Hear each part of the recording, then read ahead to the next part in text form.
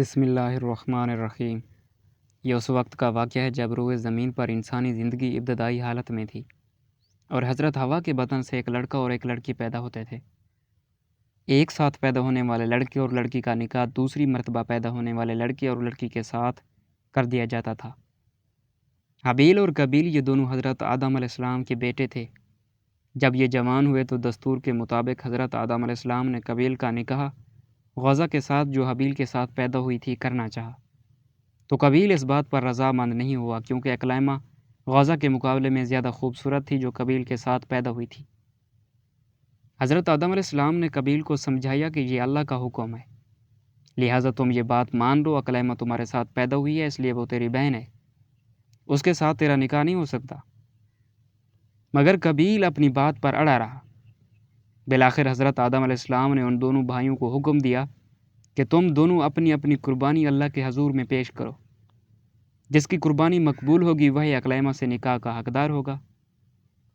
اس زمانے میں قربانی کی مقبولیت کی علامت یہ تھی کہ لوگ اپنی قربانیاں پہاڑ پر رکھ دیتے تھے اور آسمان سے آگ آ کر اسے کھا جاتی تھی۔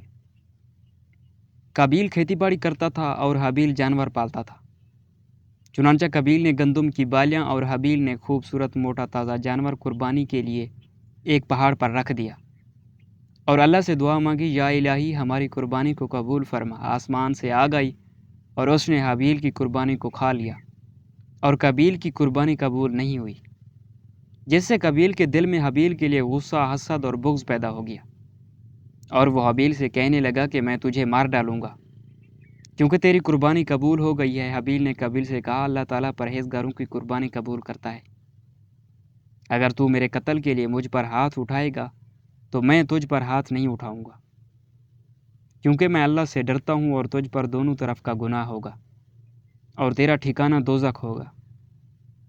قربانی دے کر دونوں بھائی حضرت آدم علیہ السلام کے پاس آئے۔ آدم علیہ السلام نے فرمایا، اے قابیل، تیری بہن اقلیمہ اب حابیل پر حلال ہوئی اور تجھ پر حرام۔ قابیل اب مایوس ہو چکا تھا کہ اقلیمہ اس کے نکاح میں نہیں آ سکتی، اس لیے وہ حابیل کو مارنے کی تدابیر میں رہنے لگا۔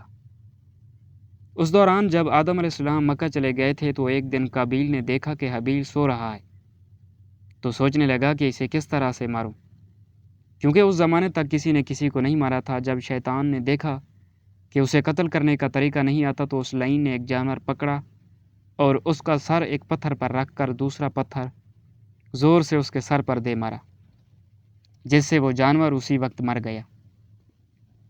یہ ترکیب دے کر قابیل نے اپنے بھائی حابیل کے ساتھ یہی کیا اور زمین پر سے ایک پتھر اٹھا کر حابیل کے سر پر دے مارا اور اپنے بے گناہ بھائی حابیل کو قتل کر دیا۔ حابیل کے قتل کے بعد قابیل یہ سوچ کر بے حد پریشان ہوا کہ اب اس لاش کا کیا کروں۔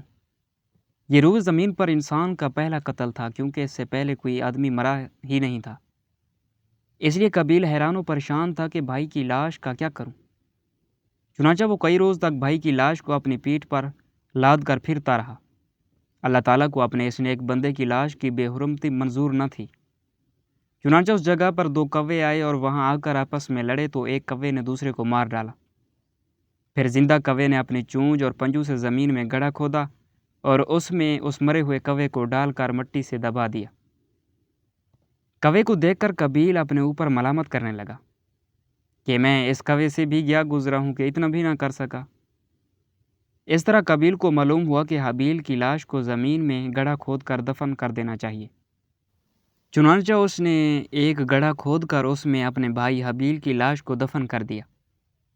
جب حضرت آدم علیہ السلام مکہ سے واپس آئے اور حابیل کو نہ پایا تو اس کو بہت تلاش کیا مگر وہ نہ ملا۔ لوگوں سے پوچھنے لگے۔ حضرت آدم علیہ السلام نے حابیل کے صدمے میں کھانا پینا اور سونا سب ترک کر دیا اور شب و روز حابیل کے غم میں رہنے لگے۔ ایک روز آپ نے خواب کی حالت میں دیکھا کہ حابیل الغیث الغیث پکار رہا ہے۔ حضرت آدم علیہ السلام نیند سے چونک کر اٹھے اور زار و قطار رونے لگے۔ اسی وقت حضرت جبرائیل علیہ السلام آئے اور حضرت آدم علیہ السلام اور حضرت حوا کو حابیل کی قبر پر لے گئے۔ حضرت آدم علیہ السلام اور حضرت حوا نے قبر کھود کر حابیل کو دیکھا کہ اس کا مغز نکلا ہوا ہے اور وہ خون سے آلودہ ہو رہا ہے۔ یہ حال دیکھ کر آپ دونوں بہت روئے اور حابیل کی لاش کو ایک تابوت میں بند کر کے اپنے مکان میں لا کر دفن کر دیا۔ اس وقت آپ کے 120 بیٹے تھے، جن میں سے سوائے حابیل کے کوئی نہیں مرا تھا۔ روایت ہے کہ جب حابیل قتل ہو گئے تو 7 دن تک زمین میں زلزلہ رہا۔ قابیل جو بہت خوبصورت تھا، بھائی کا خون بہاتے ہی اس کا چہرہ بالکل سیاہ اور بدصورت ہو گیا۔ آدم علیہ السلام نے قابیل کو اپنے دربار سے نکال دیا اور وہ یمن کی سرزمین عدن میں چلا گیا۔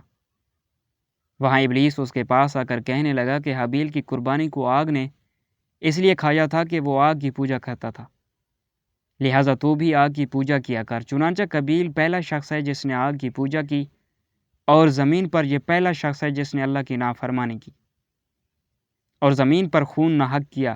یہ وہ پہلا مجرم ہے جو جہنم میں ڈالا جائے گا۔ حدیث میں آتا ہے کہ زمین پر قیامت تک جو بھی خون ناحق ہوگا، اس کے عذاب کا ایک حصہ بوجھ اور گناہ قابیل پر بھی ہوتا ہے، کیونکہ اس نے سب سے پہلے قتل کا طریقہ ایجاد کیا۔ اور قابیل کے بارے میں مختلف روایات ہیں، جن میں سے ایک میں آتا ہے کہ قابیل کا انجام یہ ہوا کہ اس کے ایک لڑکے نے جو کہ اندھا تھا، اس کو پتھر مار کر قتل کر دیا، اور یہ بدبخت آگ کی پوجا کرتے کرتے کفر و شرک کی حالت میں مر گیا۔